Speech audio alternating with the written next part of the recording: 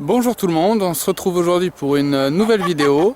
Alors ça va être un petit peu différent de ce que j'avais prévu lors de la dernière vidéo, puisque je vous avais dit que je vous parlerai des ressources. Et là je vais faire une vidéo, là je suis dans la nature, pas très loin du Lez, hein, donc dans l'Hérault. Je vais vous faire une petite vidéo sur quelques plantes sauvages. J'ai décidé de me balader et donc de vous faire cette petite vidéo. On va commencer par une plante assez connue. Alors on va commencer par le trèfle des prés, donc qui est comestible, hein. Je parlerai de plantes avant tout comestibles dans cette vidéo. Donc on va commencer avec le trèfle des prés, qui est une plante assez connue, avec une petite fleur, un petit bouton floral rose quand il est à maturité. Pour le moment on est en février, il y en a très peu, j'en ai vu quelques-uns mais pas dans le coin ici, là où je suis, donc je ne pourrai vous montrer que les feuilles. Donc on est en février, hein, il y aura certaines plantes qui ne seront pas encore en fleurs, hein, bien évidemment.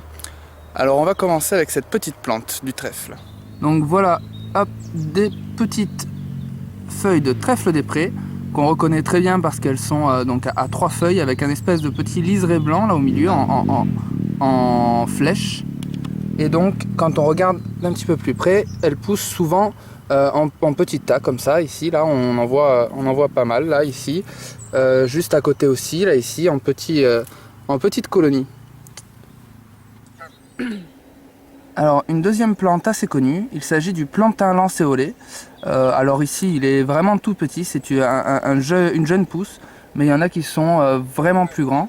Il est facilement reconnaissable parce que vous voyez, il a des nervures parallèles en fait, et très marquées, assez blanches. Et donc il fait, à maturité, il fait une tige avec un bouton floral et ensuite les étamines qui se développent en couronne autour de ce bouton floral du bas vers le haut. Donc assez connu, hein, il est comestible aussi, cru en salade ou alors bien cuit, il donne un petit goût de champignon très agréable. Alors ici, troisième plante très connue, pas très appréciée, hein, c'est la ronce. Ici je suis devant un bel haie de roncier. Donc voilà, comestible. On connaît bien évidemment les mûres qui sont un fruit assez bon, assez bien réputé. Donc voilà, avec ses épines et ses feuilles, elles sont assez reconnaissables, hein. Tout le monde connaît à peu près en général la ronce. Alors une autre petite plante, hein, il s'agit du pissenlit, encore une plante très connue, qui est comestible aussi, hein, que ce soit la fleur, les feuilles ou bien la racine, tout est comestible dans le pissenlit. En hiver, quand la fleur n'est pas sortie, on utilise plus souvent la racine. Alors encore une plante bien reconnaissable, hein, il s'agit du lamier. Ici du lamier tacheté. Il existe plusieurs types de lamier, notamment le lamier pourpre qui est d'une couleur violacée ici à la pointe, vraiment de manière très marquée, avec des petites fleurs elles aussi reconnaissables. Je crois qu'on les appelle en gueule de loup, ces fleurs-là, cette forme de fleurs-là. Donc comestible, le lamier pourpre, le lamier tacheté, il existe aussi du lamier blanc. Donc voilà, qui pousse en belle petite colonie, hein. Ici vous voyez, encore c'est une assez petite colonie.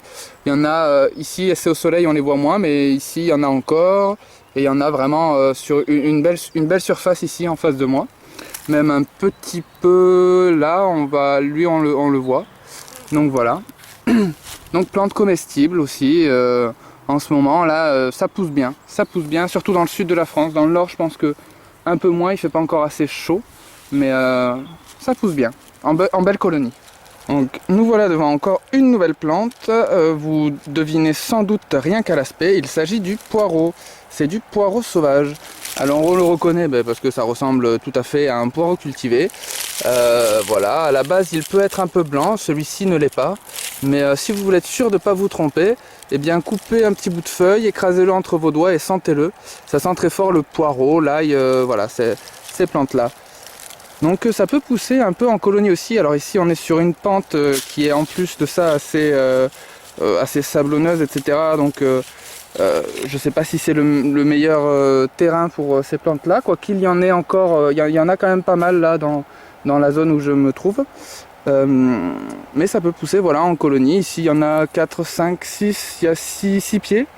Et voilà, ça peut être encore dans des nombres plus grands. Alors nous nous trouvons là devant une plante assez connue, assez célèbre, hein, il s'agit de la violette. Donc très reconnaissable avec sa fleur à... Hop, je vais essayer de l'attraper comme il faut. Avec sa fleur à 5 pétales, 2 vers le haut et 3 vers le bas. Hein. Donc assez reconnaissable et connue donc pour son odeur et la saveur qu'elle donne, notamment à des desserts par exemple. Voilà, très connue. Elle pousse voilà, en petits groupes comme ici. Là. On en voit ouais, sur allez, une quinzaine de centimètres, un cercle d'une quinzaine de centimètres. On en voit pas mal. Il y en a pas mal là, dans ces sous-bois ici. Je sais pas. Alors cette plante-ci, c'est un arbre en fait. Les arbres, c'est un chêne qui est très reconnaissable par la forme de ses feuilles. Et les glands des chênes sont comestibles. Les feuilles aussi, quand elles sont toutes jeunes, en poussent au printemps. Alors, dernière plante dont je vais vous parler aujourd'hui, il s'agit du bambou. Je suis en face d'une petite bambouserie, hein, pas en bon état en plus. Mais donc c'est une plante très intéressante. Les jeunes pousses sont comestibles, paraît-il, de bambou. Et dans tous les cas, c'est une plante qui alors n'est pas originaire d'Europe. Elle existe sur tous les autres continents, mais pas en Europe, à l'état, enfin, disons, à l'état sauvage à l'origine. Mais il y a pas mal d'espèces qui se développent et qui se plaisent bien en Europe. Donc voilà, ça peut être cultivé assez facilement. Ou même maintenant trouvé un peu à l'état sauvage. Voilà. Alors il faut faire quand même un petit peu attention si on veut cultiver du bambou, parce que ça peut être une plante assez envahissante qui se développe assez vite et qui peut vite être compliqué à gérer, surtout s'il se plaît bien dans notre sol, quoi. Alors c'est fini pour moi pour cette petite vidéo. Juste avant de finir, une petite précision qui me semble importante, c'est de ne pas vous fier uniquement à cette vidéo, ni à la vidéo de quelqu'un d'autre qui a montré des plantes sauvages, pour vous-même aller cueillir et consommer des plantes sauvages si vous êtes novice. Et bien tout simplement parce que il peut parfois y avoir des ressemblances toxiques, ou même alors, enfin, juste avec une image, etc., ça peut porter à confusion, ne pas parler à tout le monde, etc. Donc faire attention à ça, munissez-vous au moins d'un bon livre qui a de bonnes descriptions avec des photos, etc. Et si vous connaissez quelqu'un qui s'y intéresse un petit peu, qui connaît des plantes sauvages, c'est encore mieux de voir ça avec quelqu'un qui connaît ces plantes-là et qui pourra vous montrer sous les yeux de quoi il s'agit. Alors moi voilà, j'ai commencé avec ce petit livre, Plantes sauvages comestibles. Je sais pas si c'est le meilleur, hein. En tout cas pour commencer, il y a 50 plantes qui sont décrites avec leurs usages, les périodes de récolte, qu'est-ce qu'on récolte à quelle période, est-ce que c'est les racines, les feuilles, les fleurs, etc. Donc c'est pas mal pour commencer, celui-ci ou un autre, hein. Je pense qu'il y en a qui sont même peut-être mieux encore. Donc voilà.